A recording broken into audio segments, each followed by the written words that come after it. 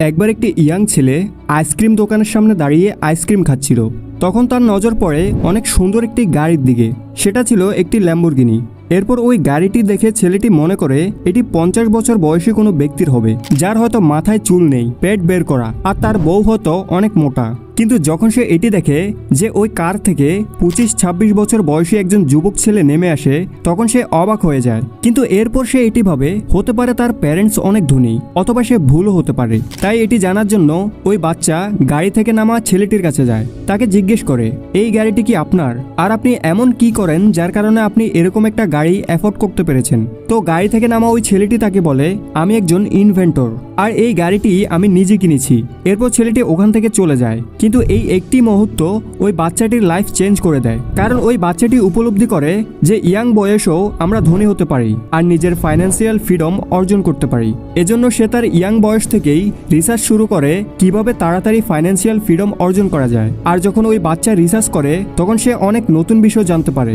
বন্ধুরা, ওই ছোট্ট বাচ্চাটি হলো এমজে ডিমার্ক, যে আজ অনেক ধনী এবং সাকসেসফুল মানুষ। আর তিনি একটি বই লেখে দ্য মিলেনিয়ার ফার্স্ট লেন, যেটাই তার সবচেয়ে বড় রিসার্চ হলো মনে করো তোমাকে পয়েন্ট এ থেকে পয়েন্ট বি তে যেতে হবে। মানে পয়েন্ট এ তোমার বর্তমান ফাইন্যান্সিয়াল সিচুয়েশন, মানে তোমার হাতে এখন যত টাকাই আছে, তুমি যত টাকার মালিক হও, সেটা হচ্ছে পয়েন্ট এ। হতে পারে তোমার কাছে এখন কিছু সেভিংস রয়েছে, অথবা তুমি হয়তো ফাইন্যান্সিয়ালি স্ট্রাগল করছো, অথবা তুমি হয়তো ঋণ কর্জে ডুবে আছো, হয়তোবা তোমার পকেটে 1 টাকাও নেই। সুতরাং এটা হচ্ছে পয়েন্ট এ। তোমার অবস্থা বর্তমানে যা আছে তাকে আমরা পয়েন্ট এ বলবো। আর পয়েন্ট বি হলো তোমার ড্রিম ডেস্টিনেশন, মানে তোমার স্বপ্ন, তুমি যে জায়গায় যেতে চাও, যে লাইফ লিড করতে চাও। এক কথায় ফাইন্যান্সিয়ালি ফ্রিডম, যেখানে তোমার যা ইচ্ছে কিনতে পারো টাকার চিন্তা করা ছাড়া। তো তুমি এই পয়েন্ট বি তে কিভাবে যেতে চাইবে? কারণ রাস্তা অনেক কঠিন আর অনেক লম্বা, আর রাস্তায় অনেক চড়াই উতরাই রয়েছে। এখন তুমি কি পায়ে হেঁটে যাবে, নাকি একটি সাইকেল নিয়ে যাবে, নাকি একটি স্পোর্টস কার নিয়ে যাবে? তোমাদের মধ্যে সবাই নিশ্চয়ই স্পোর্টস কার বেছে নিয়েছো, কিন্তু সত্যি হলো বাস্তব জীবনে বেশিরভাগ মানুষ পায়ে হেঁটে যেতে চায়। কিন্তু আমাদের সবার জীবন একটি, আমাদের ইয়াং এজ বা যৌবন বয়সও আমরা কিন্তু একবারই পাই। তো আমরা সবাই এটাই চাইবো আমরা আমাদের ওয়েলথ বা সম্পদ এই বয়সে যাতে উপভোগ করতে পারি। যেমন নিজের বাবা মায়ের সাথে বিদেশ ভ্রমণ, অথবা নিজের স্বপ্নের কার কেনা, অথবা ভালো লোকেশনে বাড়ি বানানো যেখানে আমরা ফ্যামিলির সাথে ভালোভাবে থাকতে পারবো, আর নিজের ফ্রেন্ডদের সাথে যেন হ্যাপিলি থাকতে পারি। কিন্তু তুমি যখন নিজের ফাইন্যান্সিয়াল ফ্রিডম জার্নিতে পায়ে হাঁটো অথবা সাইকেল ব্যবহার করো, তাহলে হতে পারে তুমি তোমার গন্তব্যে 60-70 বছর বয়সে পৌঁছে যাবে, কিন্তু তখন হয়তো তোমার ড্রিম লাইফ উপভোগ করার এনার্জি থাকবে না। ওই বয়সে তোমার নিউজ পেপার পড়া ছাড়া, পুরো সময় বিছানায় শুয়ে টিভি দেখা ছাড়া আর কোনো কাজ করার শক্তি থাকবে না। আর একটি ল্যাম্বরগিনি কারের বদলে তোমার একটি হুইল চেয়ারে বসা বেশি প্রয়োজন হবে। তো তুমি কি তোমার সম্পদ বৃদ্ধ বয়সে হুইল চেয়ারে বসে উপভোগ করতে চাইবে, নাকি ইয়াং বয়সে একটি ভালো বাড়ি আর একটি গাড়িতে? তো এজন্য এমজে ডিমার্কো এই গবেষণা করে এটি বুঝতে পারে দুনিয়ায় 3 রকম লোক থাকে। যদি তুমিও এই রাস্তা বুঝে সঠিক ডাইরেকশন মানে ফাইন্যান্সিয়াল ফ্রিডম পেতে চাও, তাহলে ভিডিওটি তো তোমাকে পুরো দেখতেই হবে, কারণ আজকে তুমি একটি ডাইরেকশন পাবে যে তোমার কোন রাস্তা বেছে নেওয়া উচিত আর কিভাবে। তো সবার প্রথমে আমরা এই 3টি রাস্তা সম্পর্কে ডিটেলসে বোঝার চেষ্টা করি। তো সবার প্রথম রাস্তার নাম হলো সাইড ওয়াক। এই সেই রাস্তা যেখানে তুমি পয়েন্ট এ থেকে পয়েন্ট বি পর্যন্ত পায়ে হেঁটে যাও। আর এ ধরনের মানুষকে আমরা সাইড ওয়ার্কার বলবো। এরা ওই মানুষ যাদের টাকা পয়সার কন্ট্রোল থাকে না, আর এজন্য ফাইন্যান্সিয়ালি ফ্রি হওয়ার গাড়ি এদের সামনে থাকার পরেও সেটা ছেড়ে সাইডের রাস্তা দিয়ে যায়। এদের শুরু থেকেই কোনো ফাইন্যান্সিয়াল গোল থাকে না, এরা শুধু স্যালারির উপর বেঁচে থাকে। এদের মেন্টালিটি হলো যা করার আজই করো, কে জানে কাল থাকবো কিনা। আর এজন্য এদের স্যালারিও মাস শেষ হতে হতে শেষ হয়ে যায়। আর যদি ভুল করেও এদের পরবর্তী মাসের স্যালারি লেট হয়ে যায়, তাহলে এদের ফাইন্যান্সিয়াল কন্ডিশন অনেক খারাপ হয়ে যায়। আর এই সাইড ওয়ার্কাররাও 2 ধরনের হয়। এক হলো এরা, যেটা মাত্র আমরা ডিসকাশন করেছি, যাদের কাছে জব থাকে কিন্তু ফাইন্যান্সিয়াল এইম থাকে না। এরা শুধু একটি সারপ্রাইজ বিল থেকে দূরে ছুটে কোনো সিরিয়াস ঋণের সিচুয়েশনে আসার জন্য, যেমন কোনো ইমার্জেন্সি বিল বা হসপিটাল বিল। কারণ এদের সকল প্রবলেম সলভ করার একটি মাত্র উপায় জানা থাকে, যা হলো লোন নেওয়া। এরা প্রতি 2 মাস পর পর কারো না কারো কাছ থেকে ধার চায়। তো এদের আমরা সাইড পুর বলি। আর অন্যদিকে আসে সাইড রিচ, মানে এমন লোক যারা প্রতি মাসে ভালো স্যালারি কামানোর পরেও ফাইন্যান্সিয়ালি উইক থাকে, কারণ এরা শুধু শো অফ করার জন্য বাঁচে। এদের হাতে টাকা আসলেই তারা শপিং, পার্টি, নতুন নতুন জিনিস কেনার পেছনে সেটা খরচ করে দেয়। আর মাসের শেষে এদের অবস্থাও ততটা খারাপ থাকে যতটা সাইড পুরদের হয়। এরা শুধু দেখতে ধনী মনে হয়, কিন্তু এদের ফাইন্যান্সিয়ালি নলেজ জিরো।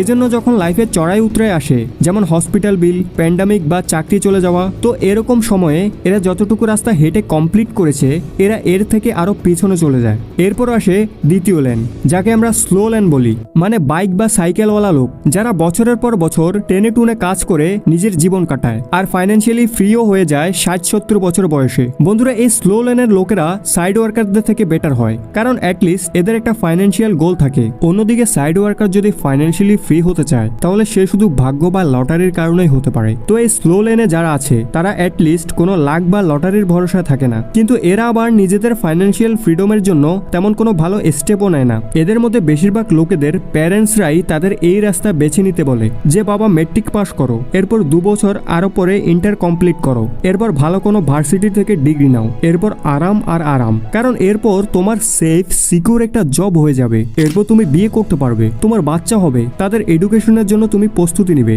এরপর তারা যখন বড় হবে তখন তুমি আরামসে রিটায়ার হতে পারবে। আর এজন্য এই ধরনের লোক শুধুমাত্র সেভিংসে বিশ্বাস করে আর রিটায়ারমেন্টের জন্য 2 টাকা করে জমায়। কিন্তু লেখকের মতে ধনী হওয়ার জন্য এই রাস্তাটাও সঠিক নয়, কারণ যদি তুমি 60-70 বছর বয়সে ধনী হয়ে যাও তাহলে সেটা তোমার কোনো কাজে আসবে না। আর যদি তুমি তোমার আশেপাশে তাকাও তাহলে দেখবে 99% মানুষ এই লেনে জীবনযাপন করে নিজের প্যারেন্টসের জন্য, কারণ মধ্যবিত্ত পরিবারে জন্ম হওয়ার সবচেয়ে বড় একটি মাত্র খারাপ দিক হলো তারা তাদের বাচ্চাদের ছোটবেলা থেকেই ট্রেন করে সাধারণ আর এভারেজ জীবনযাপন করা, যে বাবা বিজনেস আর ইনভেস্টমেন্ট শুধু ধনীদের জন্য, তুমি একটা সেফ চাকরি খোঁজো। তো এজন্য তুমি যদি এই স্লো লেন থেকে বেরোতে চাও তাহলে আমি তোমাকে 3টি অ্যাডভাইস দিচ্ছি, মনোযোগ দিয়ে শোনো। সবার প্রথম হলো সেফটি ট্র্যাপ। দেখো, জব সিকিউরিটি নামের কোনো জিনিস আজকাল হয় না, আর এটা তোমার কন্ট্রোলেও নেই। ফাইন্যান্সিয়ালি সিকিউরিটি রিয়েল, আর যেটা পুরো তোমার কন্ট্রোলেও রয়েছে। কারণ কোভিডের সময় আমরা দেখেছি তোমার কোয়ালিফিকেশন যতই ভালো হোক অথবা তুমি যতই লয়াল এমপ্লয় হও, তোমাকে যে কোনো সময় জব থেকে বের করে দিতে পারে আর তোমার স্যালারি যে কোনো সময় কমে যেতে পারে। তাই এটি ভেবে বসে থেকো না যে চাকরি হচ্ছে সেফ। তারপর দ্বিতীয় অ্যাডভাইস হলো,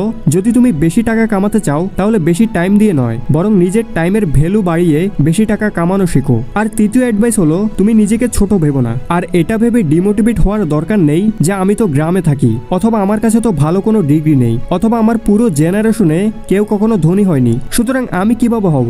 যদি তুমি নিজের উপর ভরসা না করো তাহলে অন্যরাও করবে না। যদি তোমার প্যারেন্টস ধনী না হয় তাহলে সেটা তাদের লাইফ ছিল আর সেটা অন্য একটা সময় ছিল, কিন্তু এখন তুমি একটা অন্য দুনিয়ায় বসবাস করছো যেখানে তুমি ইন্টারনেটের সাহায্যে আমার সাথে আর অন্য অনেক সাকসেসফুল মানুষের সাথে কথা বলতে পারো আর নিজের মাইন্ডসেট ইমপ্রুভ করে তাড়াতাড়ি ফাইন্যান্সিয়াল ফ্রিডম অর্জন করতে পারো। তো এজন্য এরকম মোটিভেশন ভিডিও দেখার জন্য চ্যানেলটি সাবস্ক্রাইব করতে ভুলো না। এবার তুমি যদি রেডি হও তাহলে এখন ফার্স্ট ল্যান্ড ক্যাটাগরি ডিসকাশন করা যাক। বন্ধুরা, এটা ওই রাস্তা যেখানে তুমি একটি স্পোর্টস কার নিয়ে পয়েন্ট এ থেকে পয়েন্ট বি তে যেতে পারো। এই ক্যাটাগরিতে Jeff Bezos, Elon Musk, Bill Gates, Steve Jobs, Warren Buffett এদের নাম আসে, কিন্তু ওই লাখ লাখ লোকের নাম আসে না যারা নিজের লাইফের ফাইন্যান্সিয়াল ফ্রিডম অর্জন করে কমফোর্টেবল জীবনযাপন করছে, কারণ তারা সবাই নিজেদের জীবনে ফার্স্ট লেনের সাহায্যে ফাইন্যান্সিয়াল ফ্রিডম অর্জন করে নিয়েছে। আর এর মধ্যে কিছু হাতে গোনা লোক অনেক বেশি রিচ হয়েছে, ওয়ারেন বাফেট, বিল গেটস এর মতো, যারা সবসময় নিউজে আসে। তো এই ফার্স্ট লেনে চলা লোকেরা জানে যে টাকা থেকে বেশি গুরুত্বপূর্ণ হলো